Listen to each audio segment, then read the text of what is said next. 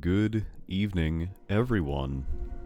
I am coming to you today, hot off the heels of finishing up my Dark Souls 1 recordings.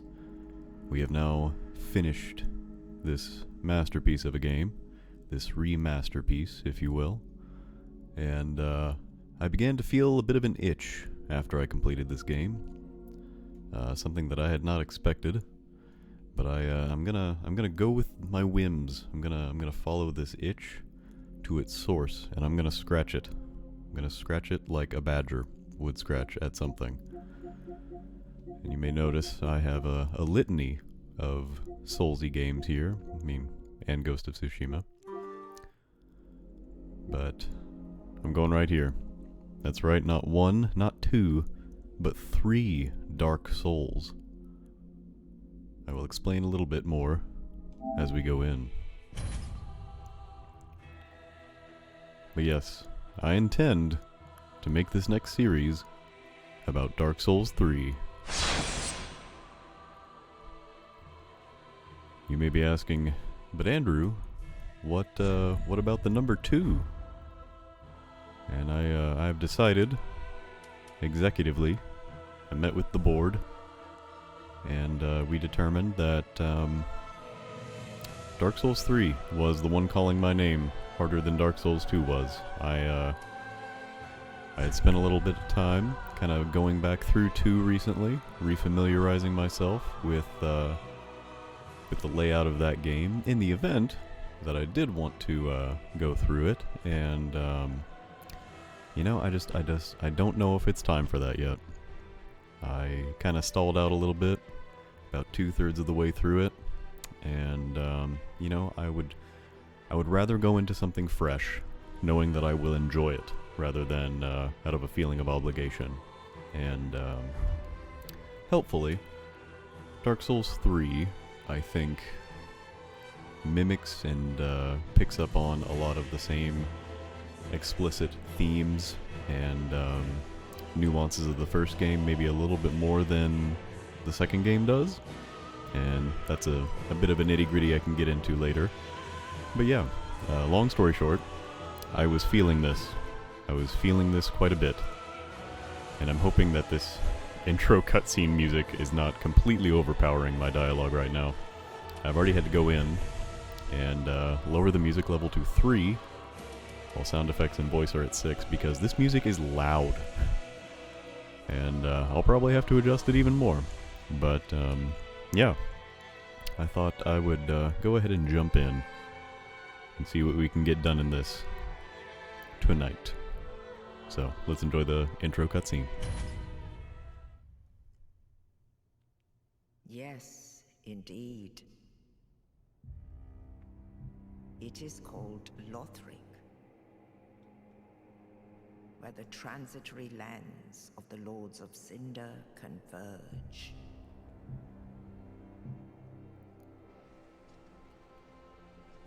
In venturing north, the pilgrims discover the truth of the old words. The fire fades, and the lords go without thrones.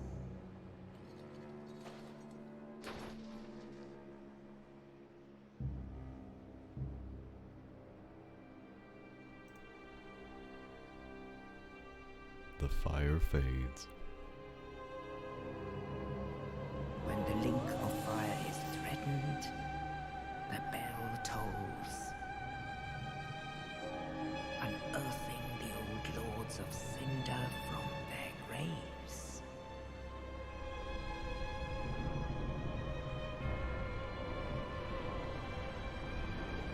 Aldrich, saint of the deep,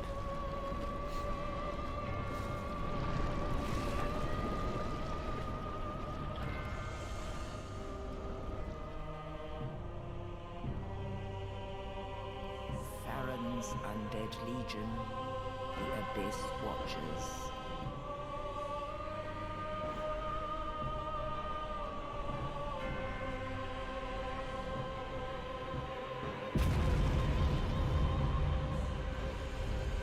reclusive lord of the profaned capital.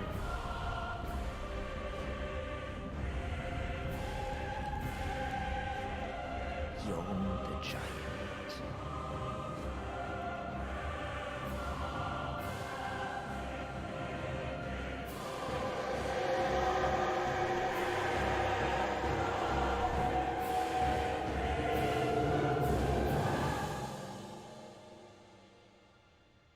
Only in truth,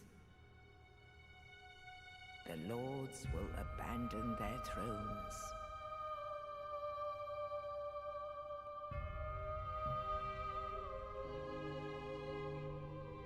And the unkindled will rise.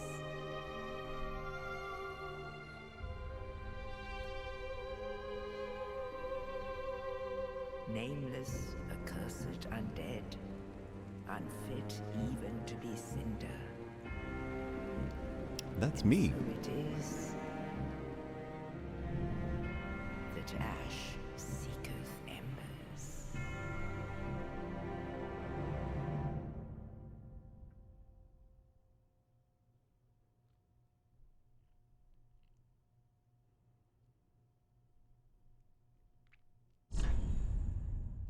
So here we are, way back at our good old character creation screen.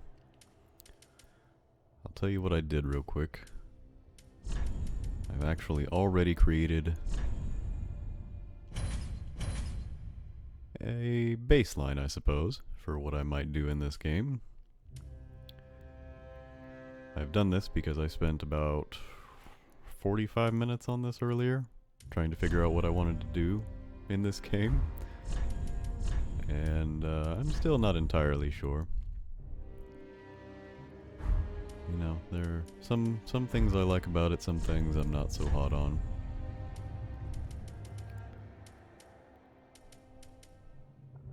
I wanted to give a little bit of a different vibe, since the character creator for this game is a little bit more robust than in the first one. But, you know, still feeling female. Maybe not quite so brightly colored as all that. But I've got a theme I'm going for here.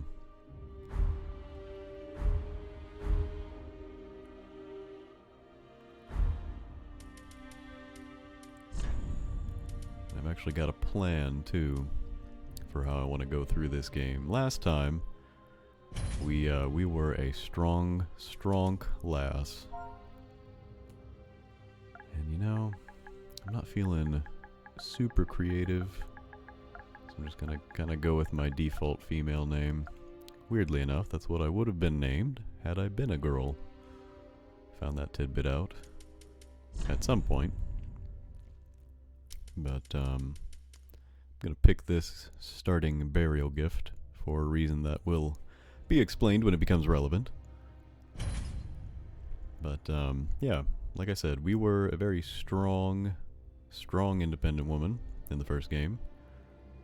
And so for this one, I think I'm gonna go a bit of a different direction. I have a weapon and playstyle that I've already kind of decided I want to do, and that is primarily dexterity weapons with a little bit of magic involved. And I'm starting with the assassin class, just for a little personal role-playing.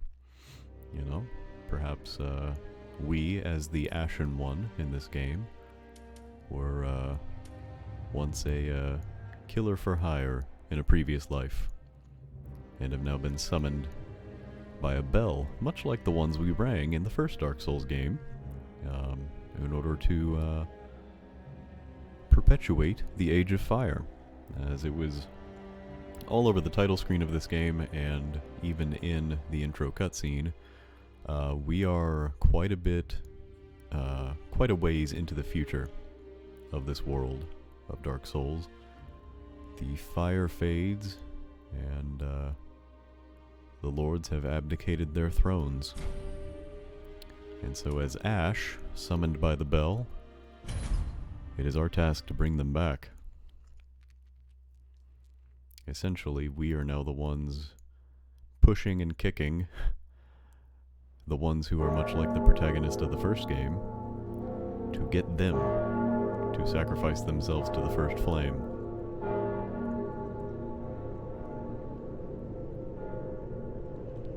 Because it turns out the lords don't really want to do that. And it makes you wonder why. I believe that Dark Souls 2 takes place an indeterminate amount of time after the first game, but a long time. And this game takes place an even longer amount of time still after that. But here we are. We have awakened in the Cemetery of Ash, which is the cemetery of us, if you think about it. Starting off the game late on a parry, which feels good, feels right. There are a few nooks and crannies in this area I like to visit. Pick up a couple soul items.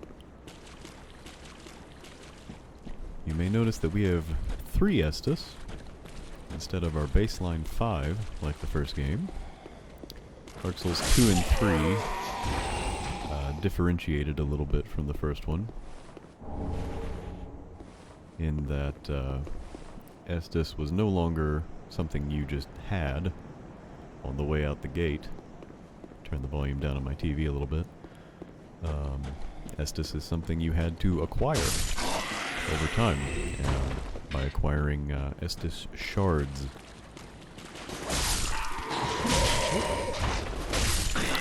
Didn't really see him coming there.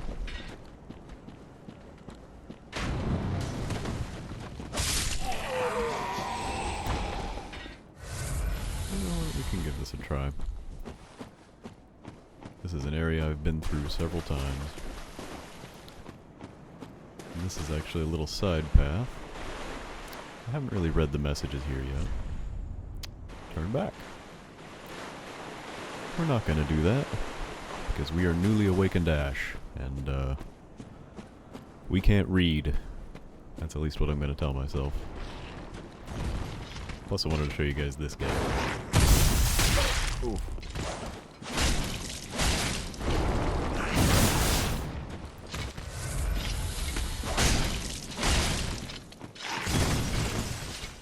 Remember the crystal lizards from the first game? Well, some of them have evolved a bit. But they can still be staggered.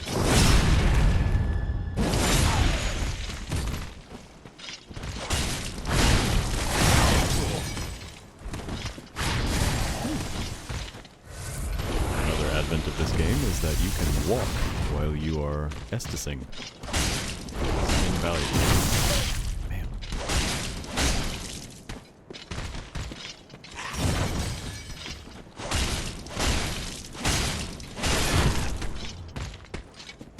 Get it again. That's fine.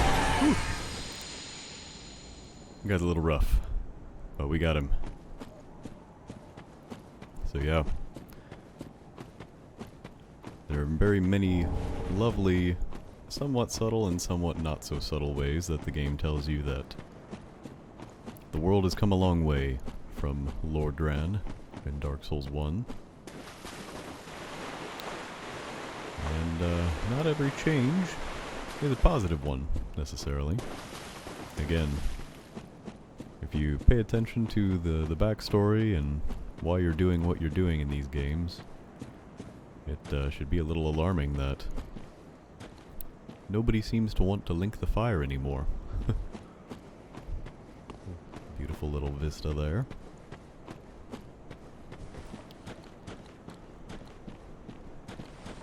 Did a bit of a test run earlier. Didn't get too far. Like I said earlier, just wanted to check some volume and all that.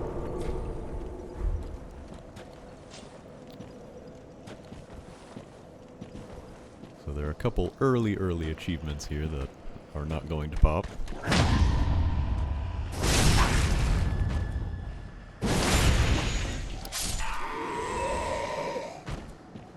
but we're still gonna plug on through.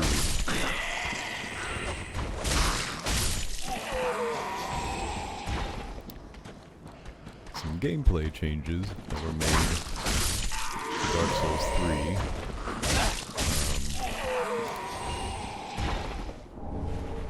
are in part that they were very influenced by the previous game that Hidetaka Miyazaki had helmed as director, which was Bloodborne.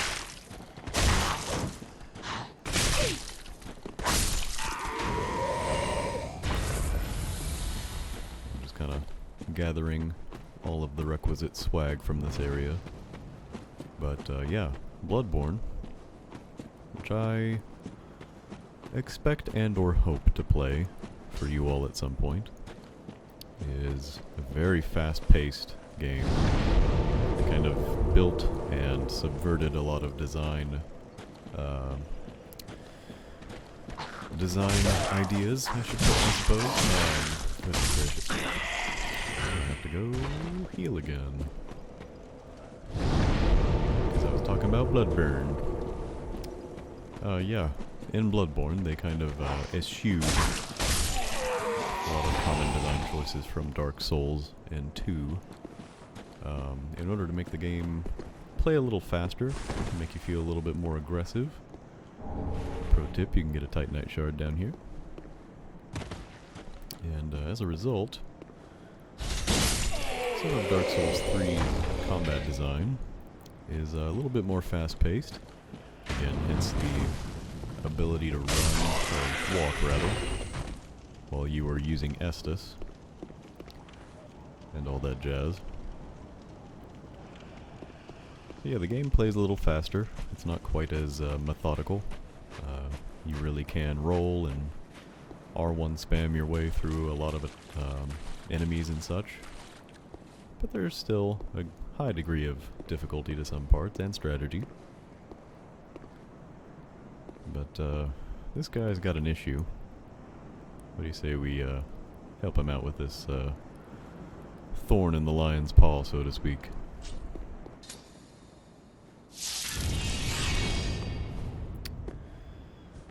But before he can thank me, I'm gonna start poking him.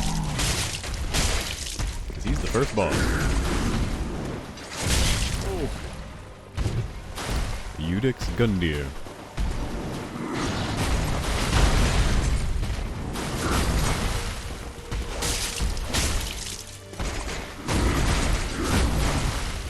Turn the music up a little bit. Oh.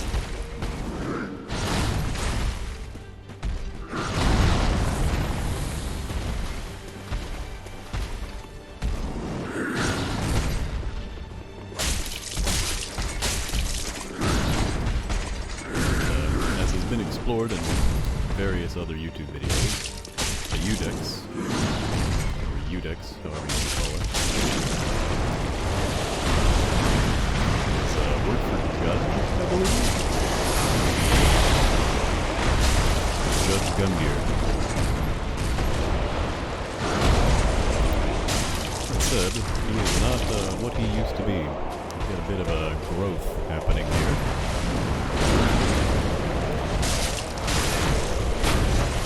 Staggered him. Not too shabby.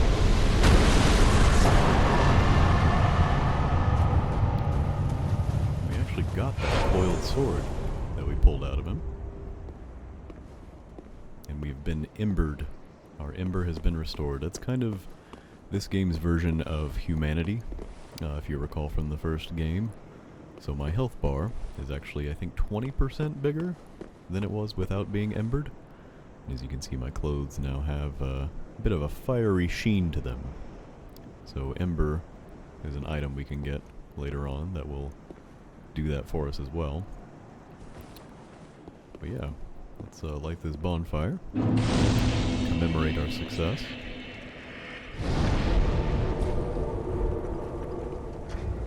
Maybe take a look at that coiled sword we got. Missing from the Shrine Bonfire, cannot be equipped as a weapon, but thrust into the Shrine Bonfire to restore its power and enable travel between bonfires. The sword is only bequeathed to chosen Ash as judged by the Eudex, who awaits the arrival of Ash as a scabbard. So, Gundyr kind of knew what he was up to, sitting there with a coiled sword inside of his chest. He was waiting for us, the Ashen One, to come and take that sword and stick it into the shrine bonfire. There's some floating grass here. Oh no, just stalks of grass.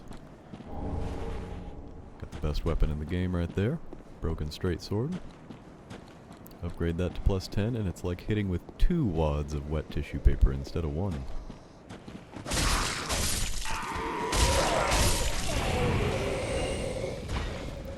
a couple more mobs here. As we make our way up the hill, we can actually see a little bit of where we've come from. People say the engine driving Souls games is a little bit dated, and there are ways that that is true. But man, the art direction, just, oh, c'est magnifique. Anyway, that is Lothric up there. And we are coming from the cemetery, kind of at the base of the castle. But that is the Kingdom of Lothric right over there. We're gonna enter this building instead. And welcome to Firelink Shrine.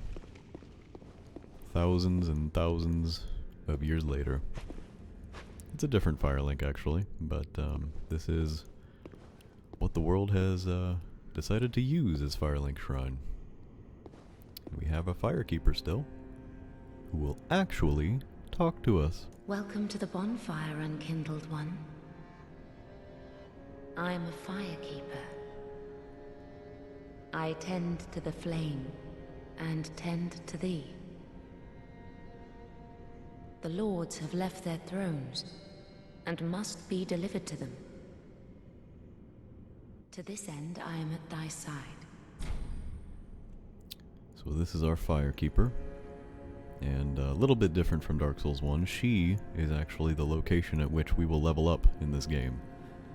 We cannot simply go do it at every bonfire we sit at, but luckily enough she is only a bonfire's travel away, because this game also gives you bonfire traveling then touch the darkness immediately. within me.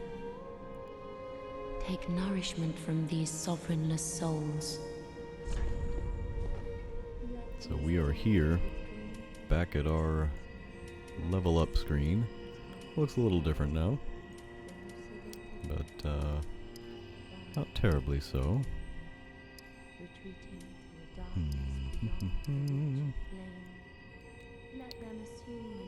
Gonna make a little headway on the build that I'm gonna want for later on down the line.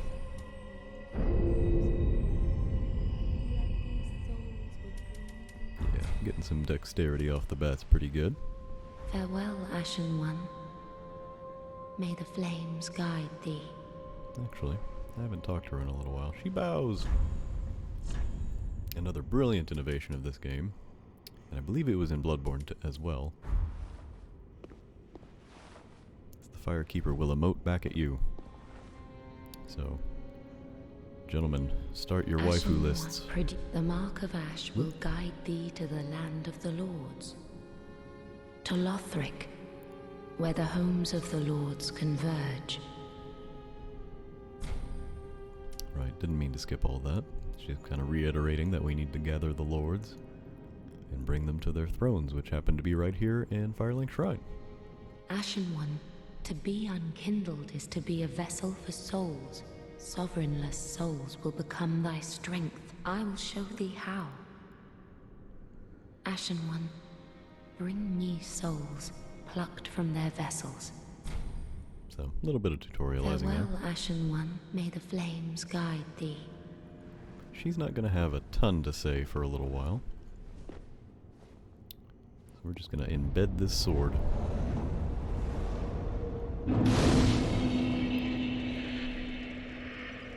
Before we go, though, we have some other faces to greet here. Ah, another one roused from the sleep of death. Well, you're not alone. We unkindled are worthless. Can't even die right. Gives me conniptions. And they'd have us seek the Lords of Cinder and return them to their moulding thrones. But we're talking true legends, with the metal to link the fire. We're not fit to lick their boots. So he teaches us a lovely gesture. Don't you think?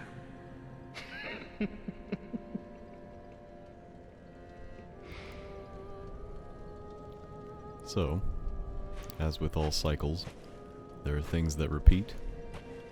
And in this game we have our late era Crestfallen Knight.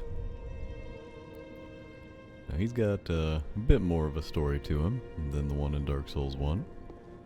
But we'll get to that later. He's there to have conniptions. And generally brighten the mood. A pleasure to make thine acquaintance, Ashen One. I am but a humble handmaid of the shrine.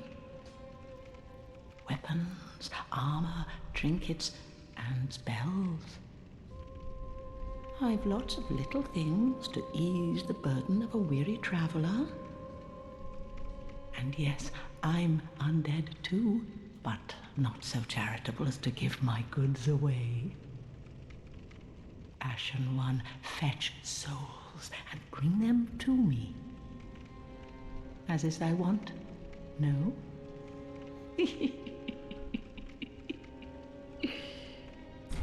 So we have the Shrine Handmaiden, who's kind of a general merchant.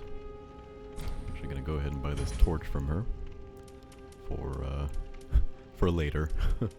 That will be necessary, I guarantee it. But yeah, she's got a few items here. There are the embers that I mentioned earlier.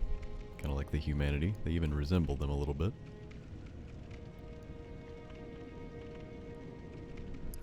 But yeah, we'll be back to her a few times. She'll get more wares as the game progresses. Her design's actually a bit of a play on some characters you meet in Dark Souls 2. Ashen One, if my wares are not to thy satisfaction, bring me umbral ash. With ash, I'll fashion new wares. Is it not our sorry fate to sup on death? So yeah. Ashen One. She will expand her inventory if I bring her certain kinds of ash. And you already know who it is. Our boy, the legend. Well, a newcomer, I see. I am Andre. I serve at this shrine as a humble smith, forging weapons. You're in search of the Lords of Cinder, I trust. A toilsome journey, I'd wager. You'll require good arms. Let me smith you weapons. I am a smith. Such is my purpose. No. Our buddy Andre is here, as he was in the first game. There's not really a whole lot of explanation as to why. He's just made it through the ages, I guess. But yeah, we've got a few different options here that we'll get into as we go. I'm actually going to keep my Estus as is. I didn't even go over. Pretty be careful. I don't want to see my work squandered. We do have a blue Estus flask now, as we also have a blue bar at the top of the screen, which is for our magics, which I haven't really gone over yet. But as an assassin, we have a spell that lets us move very quietly, and if I'm not mistaken,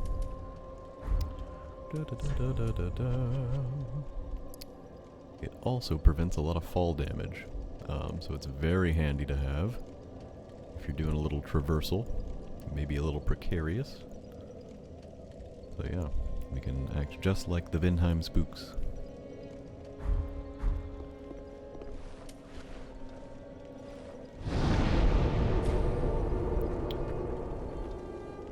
But for now, we're going to travel, as I said earlier. The bonfires let you travel and warp between them from the beginning of this game. The ones we've already been to. So it's a little different. And I think, you know, I think there were some people who, not inaccurately said, it does kind of remove any novelty from warping. As it was such a moment of release in the first game when you got the ability to warp between bonfires. There's actually a replica of the Lord Vessel here. Just a little Easter egg. But yeah, I kind of get why they did it that way. They were going to have a lot more mechanics involving bonfires in this game before final release that just didn't really make the cut, but we just embrace what it is now.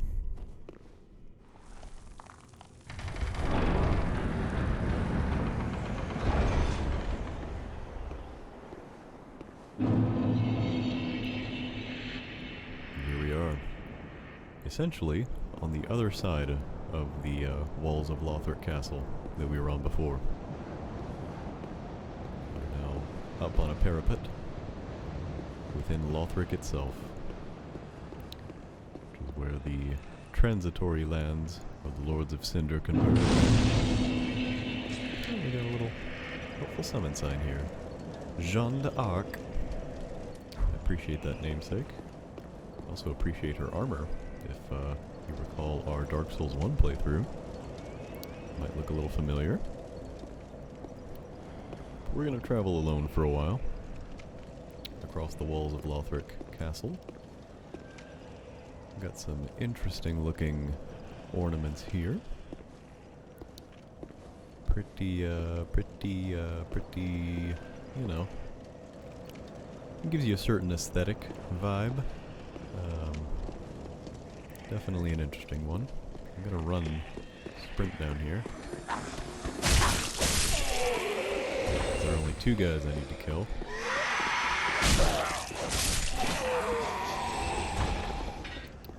That guy who was screaming just now was about to basically activate all these guys who are worshipping. It's a little hard to tell if they're worshipping these stalks of humans themselves, or if they're just pointing the same directions. I would think they're more just worshipping in the same direction, because as much as this may look like really cool window dressing, up there on those bridges and those towers is actually a place we will visit before this game is over. So that is all a little bit of a throwback to the Dark Souls 1 level design. That those places are entirely visitable. There's this gentleman real quick. And we're actually going to run back up here. Do another sprint. It results in a bad time for you if you let those guys keep shrieking. They will activate every enemy in the area. This way. You kill at your leisure. I got a long sword. 2 long swords, that's not bad. I guess this is a rotting ashen dragon corpse. So you know Lothric has already been through the ringer. We can get a, head of this drake is right over here. Tragique, as they say, in some places, where tragic things happen.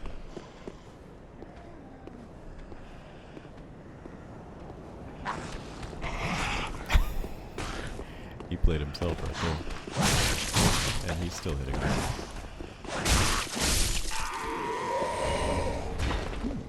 Raw gem. Upgrade material. I probably won't use it.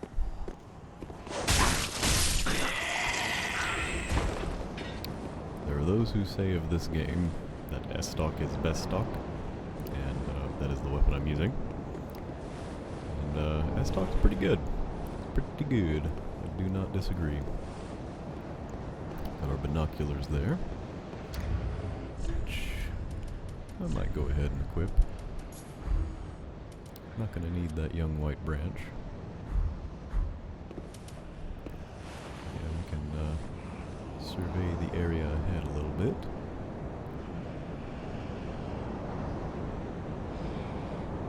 Not much to see from over here.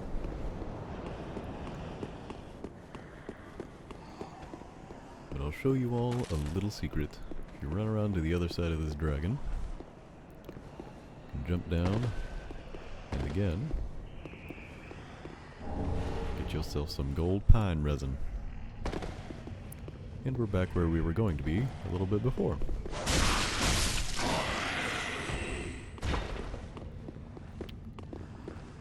There's an item. A few more fire bombs, never hurt. That's good.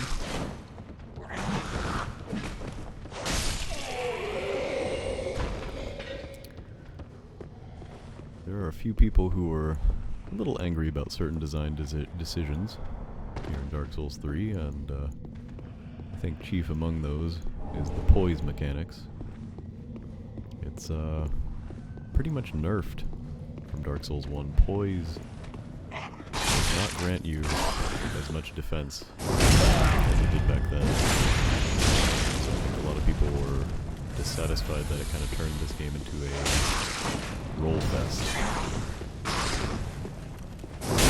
I don't mind, since I generally like to play as a very mobile character anyway. I'm gonna ignore him for a second. And get another DS1 throwback.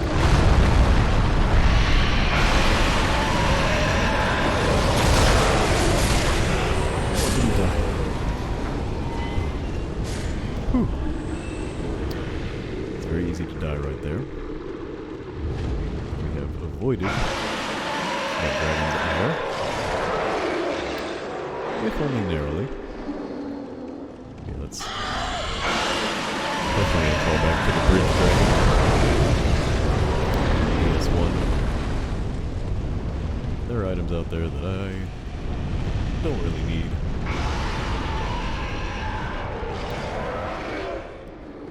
I am going to attempt something silly here. As you can see, another returning member of the Souls Pantheon. Our good friends, the Mimics.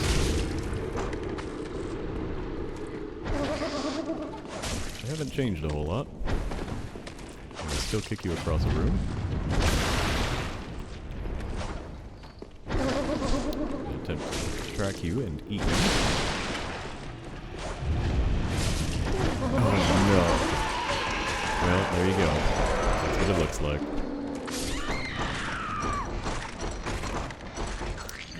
That was for free, everyone. Ah, boy. Well, that's one. That is one death. He drops an axe. That's pretty good for early game, but I'm not going to bother with it again. Maybe I'll return later.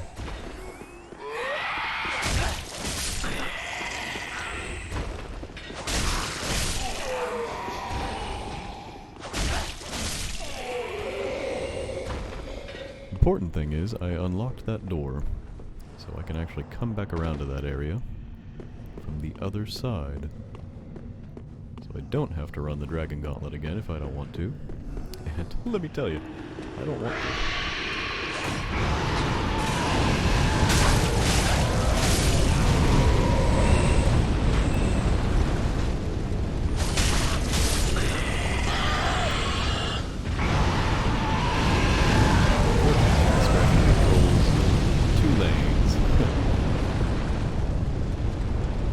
Absolutely burn wherever he thinks you are.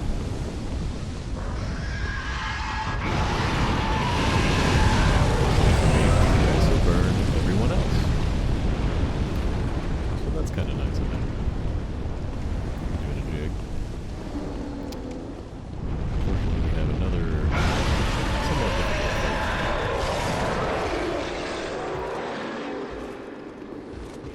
this guy.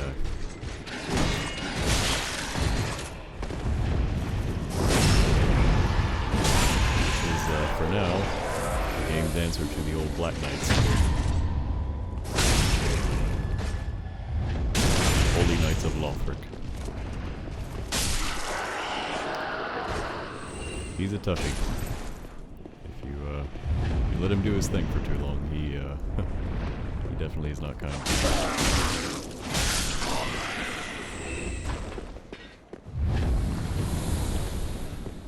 I think I messed up because I didn't unlock that door, so that's actually still locked, but that's okay.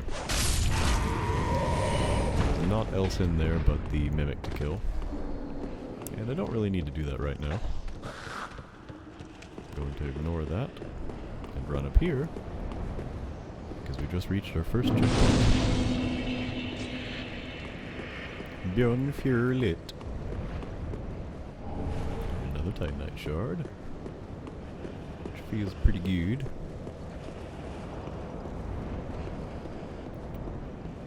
Because I have full health and Estus again, I don't actually feel the need to rest there. Did he fall? Did I fall? Yes. Yes, he did. What? You want something? Would you like to start something, sir?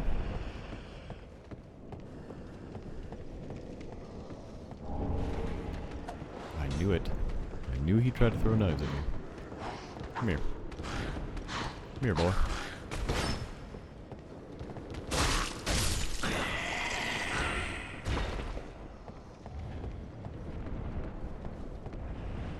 We've got another one down there. I'll tell you what I'm gonna do.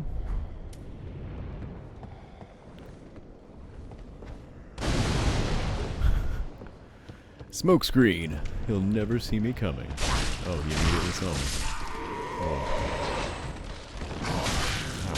Ow. Ow. Okay.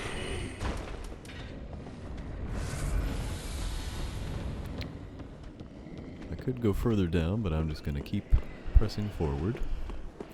I can knock that guy off before he even climbs up here, which is nice.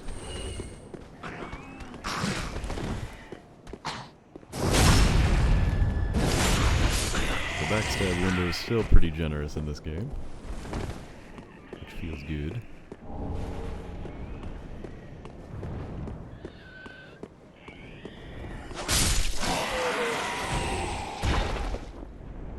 But yeah, like I said earlier, we're at the moment we're just making our way down the walls of Lothric, trying to get to where the transitory lands of the Lords of Cinder have converged.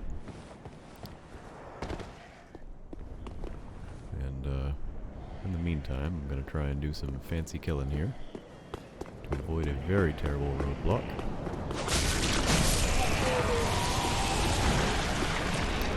See the black ooze coming off of that guy? If I had let that continue, he would have transformed, much like Eudix Gundyr did.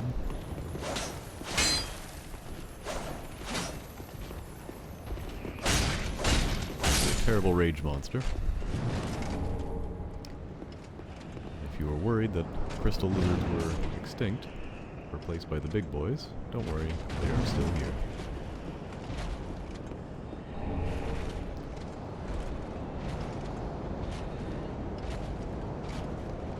There's a large man down there, hoping to not have to confront him yet.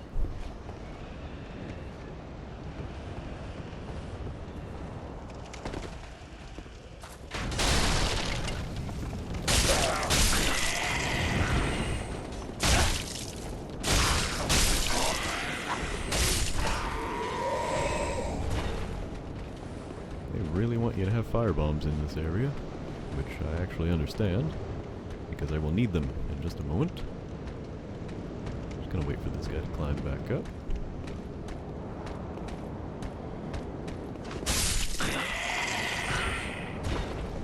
And now we're actually going to go somewhere else.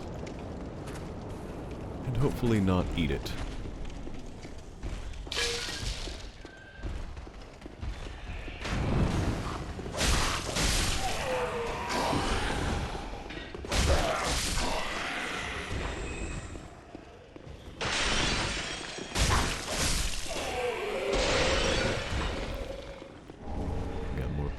boys with health items. Oh man. I thought he had seen me.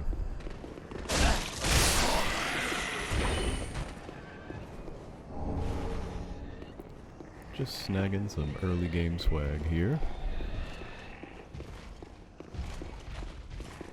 Trying to prepare for when I will need it. Goodness gracious, I don't like the spear guys.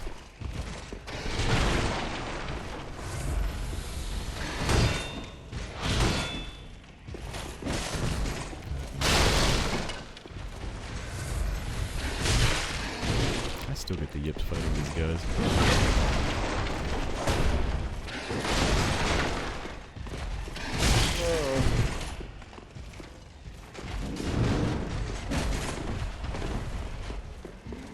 No. No.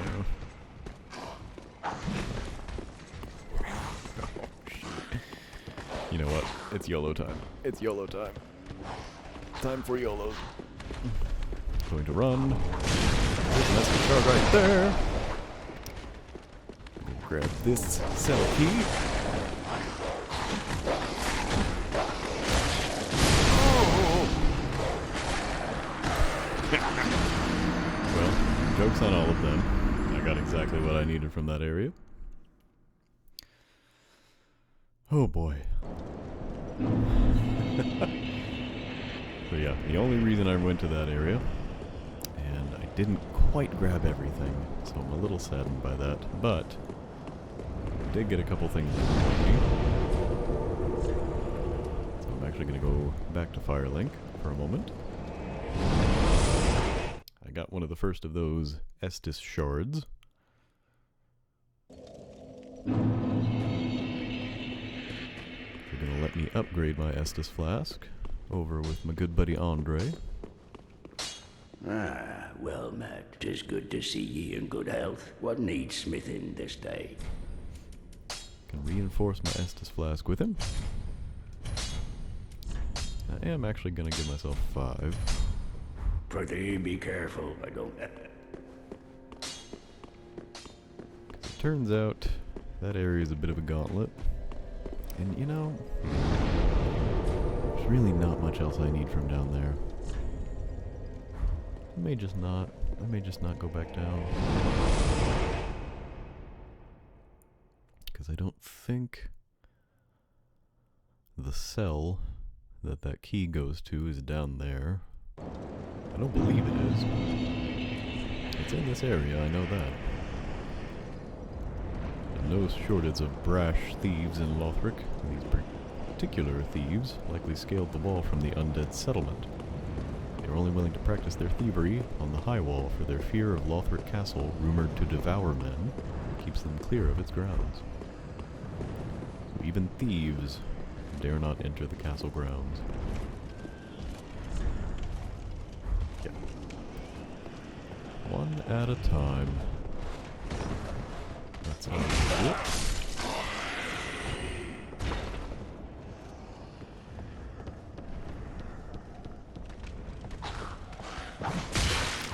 Man, what reach! Not gonna bother with him.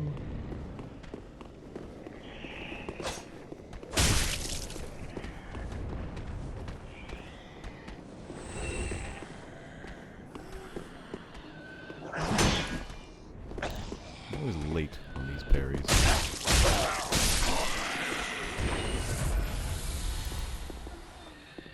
I don't tend to parry a lot in this game, because again, blocking is not, it's not what it was.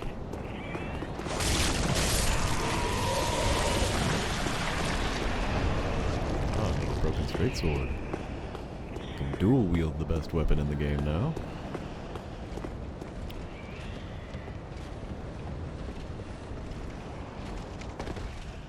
I'm reasonably certain. Ow, I forgot about you.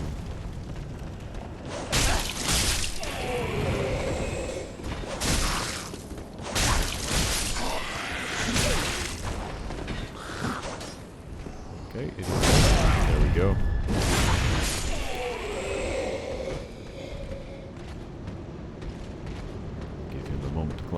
up here.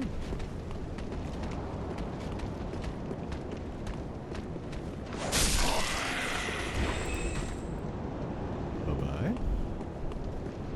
Now I was going to drop down here. Some black fire bombs.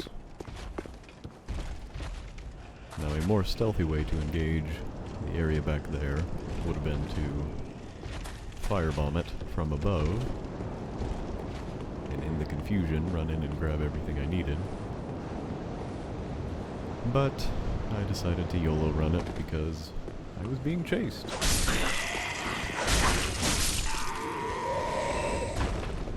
As I desired to be chased in everything I do, that's what I did. That makes sense somehow, just don't ask me how. Yeah, you can pretty easily walk around that guy without triggering him. Which I like, because he's more of an environmental hazard at this point than an enemy.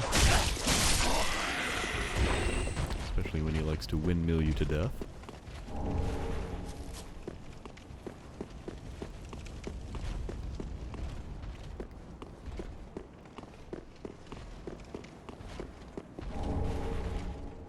There's a ring of sacrifice over there, which is kind of nice, but don't really have enough souls to make that necessary.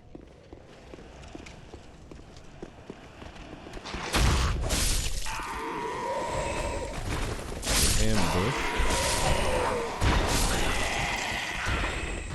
by the gang squad, but also get to unlock this lift.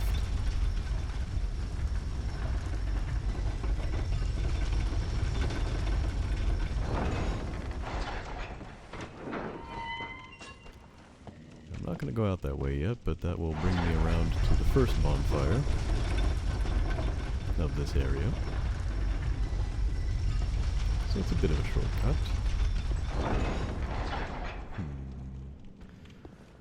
And now that I think about it, I might need to go back that way. I want to make use of this key.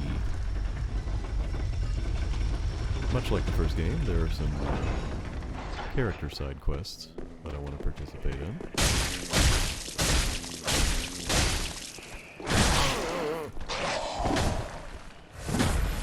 Big axe, man, that was big axe. And it hurt like big axe.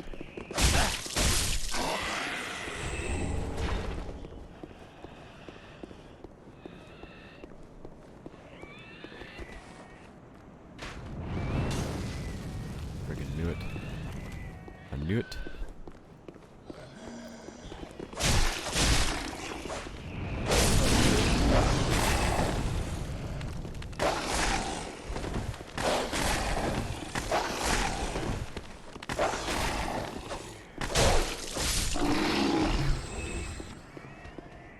Dogs are rough. Oh man.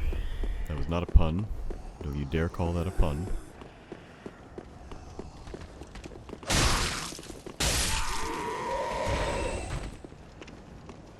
Whew.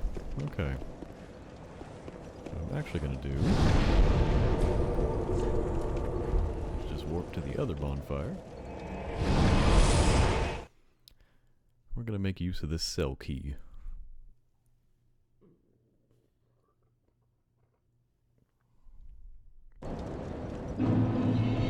Hope the mic didn't pick that up. A little belchy at the moment.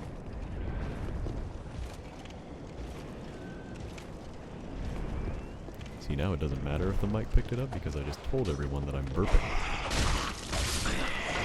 And that's how you prevent being embarrassed when you're recording something.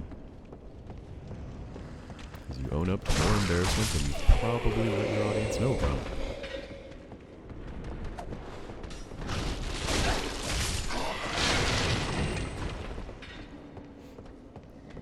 Trick is to out-embarrass yourself before you've embarrassed yourself.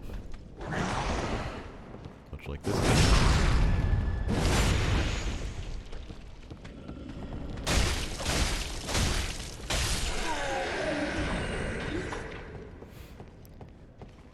Yeah, this game is very much about not necessarily the attribute, dexterity, I would say. Quick hits, staggering enemies, that kind of thing. It's less methodical than the first game. A little bit more frantic, perhaps, at times. But it's got a different kind of fun for that reason. Here's that cell. Looks like we got ourselves a thief here. Well, I am an assassin, so maybe we can be friends. Ah. You're no jailer, are you? No, you're from far away. And judging by the bell, you must be some of that unkindled ash. Remarkable. If that's true, then I have a favor to ask. Below the high wall is a musty little town. Not the home of any lord, just a very old settlement of undead. An old woman, Loretta, lives there. Please, give her this ring. I'm not asking for charity. In fact, if you do this for me, I'll be sure to repay you in kind. I may be a petty thief, but I've more wits than most royalty. What do you say then, huh? Well, of course. Very well. I humbly place my faith in you. I am Grey Rat of the Undead Settlement, and I promise to assist you. Give this ring to old Loretta at the base of the high wall. Do your part, and I'll do mine. It's a little unclear as to why he was sticking around if he could just teleport out of the cell, but, you know, I tend not to question it. Anyway, we have been given our quest by Grey Rat, a side quest, to deliver a ring unto Loretta. It's actually the blue tearstone ring, which increases your defense when your HP is low. I'll just put it on. Remind ourselves that we have a sacred task. And honestly, while we're around these parts, may go ahead and see if we can finish out this area. At least for now.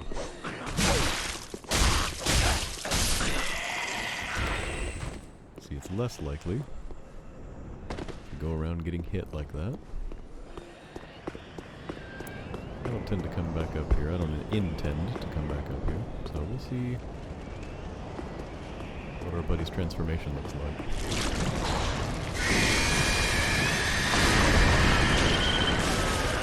It's not pretty. It is not pretty.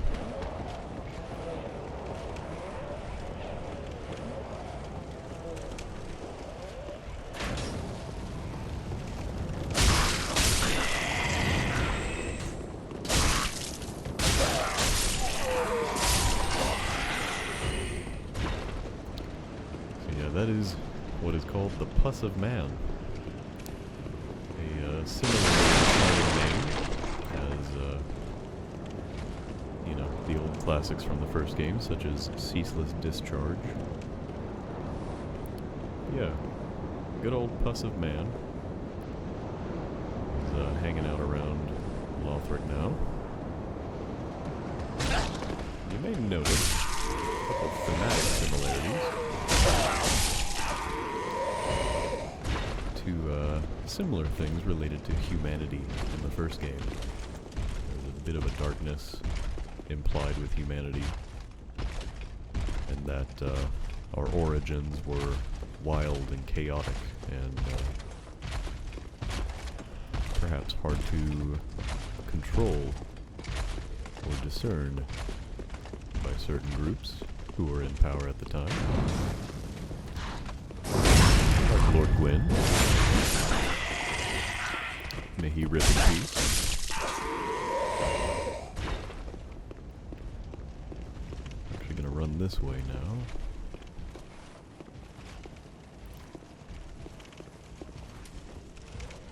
spooking shoes on.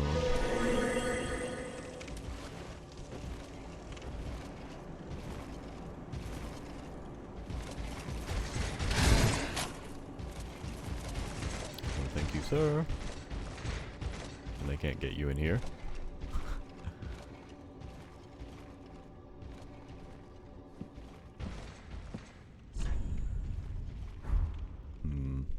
Let's talk to her before we attack her. Ah, the wait has been long, Unkindled One. I am Emma, High Priestess of Lothric Castle. Allow me to speak frankly. You will not find the Lords of Cinder here. They have left, gone, to their churning homes, converging at the base of this castle. Head to the bottom of the high wall. Forge on through the great gate and raise this banner to proceed. We need this banner to keep moving forward. This farewell gift is for you. It is the insignia of an old covenant.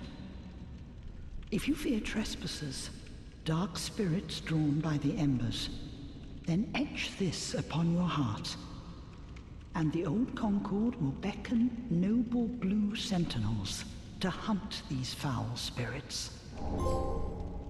Way of the Blue. That was actually a covenant back in Dark Souls 2. Unkindled One, head to the high wall's base. Go through the great gate and raise this banner to proceed. But beware, the dog keeps a close eye on things. The vile watchdog of the Boreal Valley. Good to know. Unkindled One, go through the but beware the So, we are to raise a banner and continue our journey.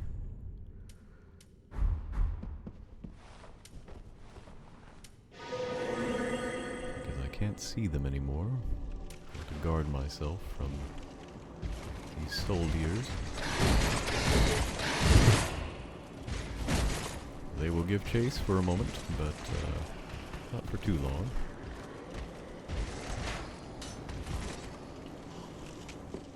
And none of them, I believe, can cross that threshold.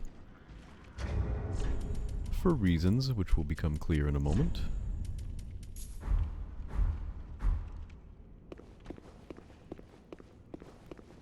This is the door that Emma talked about. Actually, take a look at that banner real quick, too. Held by Lothric messengers. Hold up outside the main castle gate to be greeted by an escort. When the high wall appeared, the path to the undead settlement was blocked, and messengers came bearing this banner. They were sent out with a duty, but had no way of returning. Luckily, we got bonfires, so we don't have to worry too much about that. Let's see if we can open this main gate. Gonna RP walk here. It's a roleplay walk, for those who do not know. She did say something about a watchdog, didn't she?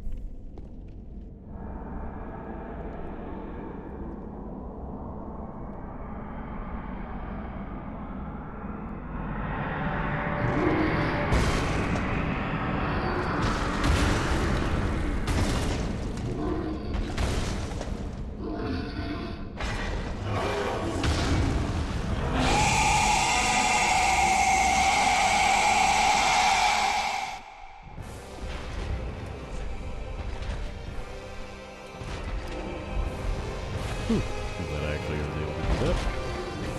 Perhaps at the expense of being able to do that. Nope, got it. Oh. I want you to hear the music in this one.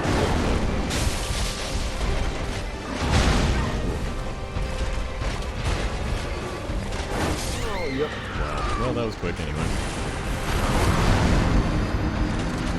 Ooh, boy. Well, that's the watchdog, Vort of the Boreal Valley. I wasted that. But, you know, there are worse things to have happen. I'm actually going to go to the other bonfire now.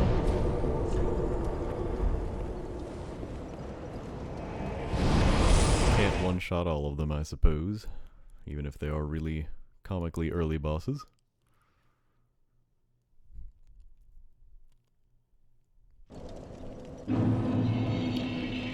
turn here, because you can exit this first bonfire to the right here. Caught on a chair.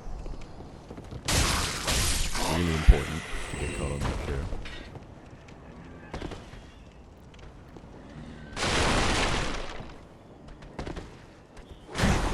Oh, that's a bit okay. Wasn't sure this would actually be here. As long as he doesn't fall down here, we'll be okay. Alright. I'll send that back up.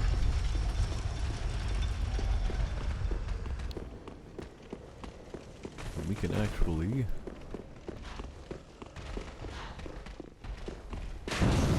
do a quick little sprint thing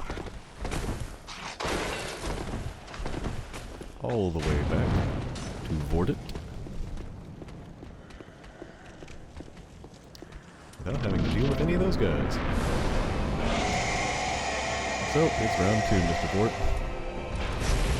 Let's see if this resin does any better this time.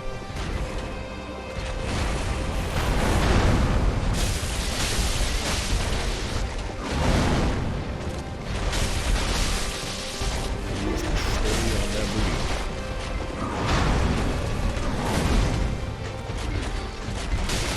Kind of able to roll and walk under self.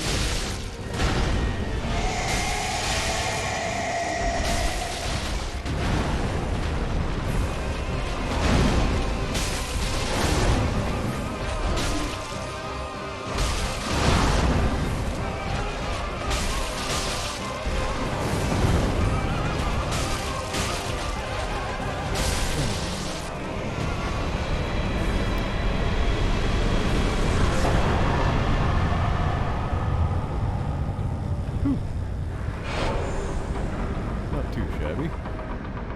And look, the door's opening. Soul's back. Light this bad boy.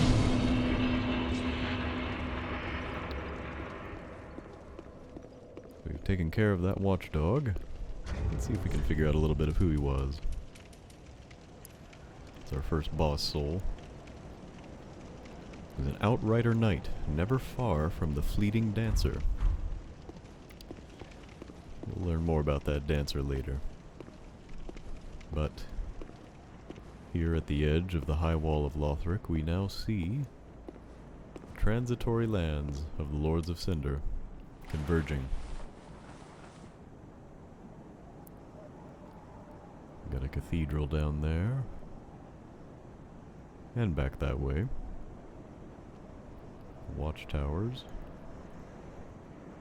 Decrepit village. Something much further off.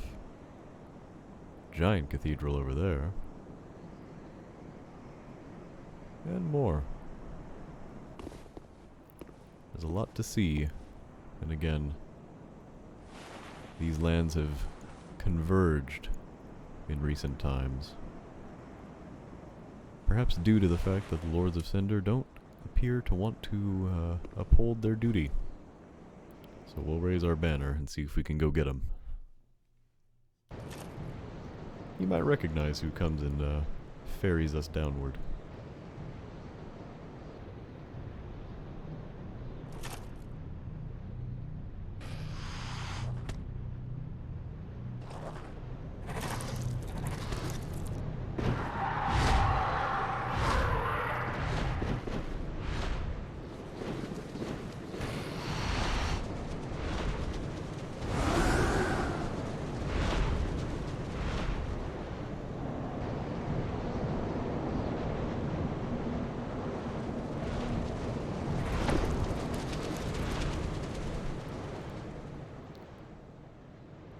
Those were the good old Anorlando messengers.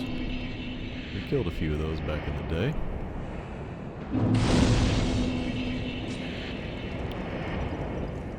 And in kind of an interesting parallel to the first game, as they carried us upward into the Holy Castle, the Holy Realm, then they now carry us downward from that high place. And forward into what may yet be a little bit more decrepit than we've seen thus far. But I think I'll take a brief respite for now. Use a couple of these souls.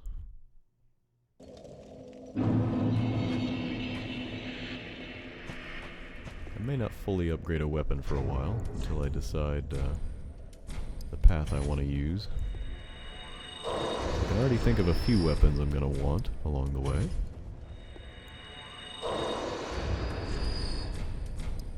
I'm just burning these for the time being. Because there's a weird, I'd say maybe rubber banding kind of effect with how quickly you can gain levels in this game. Welcome home, Ashen One. Speak thine heart's desire. Very where well. It becomes a little difficult for a period, I think, to feel like you're making a lot of headway Take no. on your levels. So I try to take them where I can. Yeah, I think that's acceptable. Farewell, Ashen One. May the flames guide thee. And you know I said I'm not going to upgrade weapons, but it doesn't really hurt to use your regular Titan Knight. What needs me? That will become fairly common after a little while. Now, straight swords are pretty reliable in this game, but our buddy Astok here is not going to fail us, so we'll give him a +1. Pretty big, I don't want. Moreover, our buddy Grey Rat has shown up. Oh, hello, you're back. And in one piece. Well, now it's time I do my part. Whatever trinket you need, speak up. Just don't ask me where I got them. He's also a merchant, has a couple unique items. A little bit different from the Shrine Handmaiden. Don't really need anything from him right now. But, Goodbye. And stay safe. Oh, this place is a bore. What good is thievery if you've nowhere to go?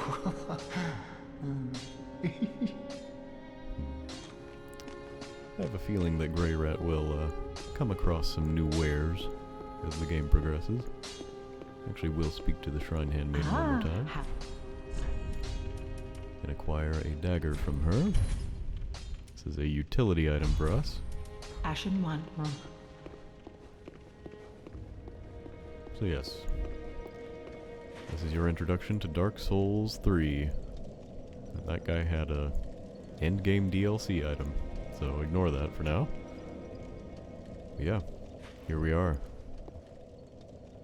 After ages and ages have passed. Oh, I want to introduce you to just one more person before we go, who can help elucidate our journey a little bit further. We're here to return the lords, but there is one who did not abandon his throne. O thou art unkindled, and a seeker of lords. I am Ludleth of Corland. Look not in bewilderment as I say. I linked the fire long ago, becoming the Lord of Cinder. If substantiation be thy want, set thine eyes upon my charred corpse. This sad cadaver, no need to be coy. Have a closer look. Knowest thou of our purpose? 5 thrones will take 5 lords as kindling for the linking of the fire. The fast fading flame must be linked to preserve this world. A reenactment of the first linking of the fire. So it is, I became a Lord of Cinder. I may be but small, but I will die a Colossus. Knowest thou of That's all he has to say for now. So I may. But yeah, Ludleth Treat the Firekeeper not with discourtesy. She is much like thee, prisoners both, kept to link the fire. That's important. Anyway, Ludleth is the one Lord of Cinder who didn't run from his purpose. It's a little bit unclear at the moment as to why he would be here when all of those massive foreboding beings in the intro cutscene decided not to. But perhaps it is because he is very small, and maybe doesn't have much else. Anyway, again, I'll just tell you right now, it is significant that he has informed us to treat the Firekeeper not with discourtesy.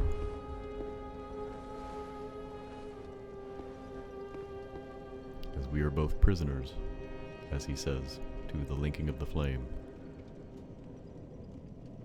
So, I'll let everyone chew on that thought for a while. And that'll be our first episode here of Dark Souls 3. I've really been looking forward to this one. And hope you guys stick around.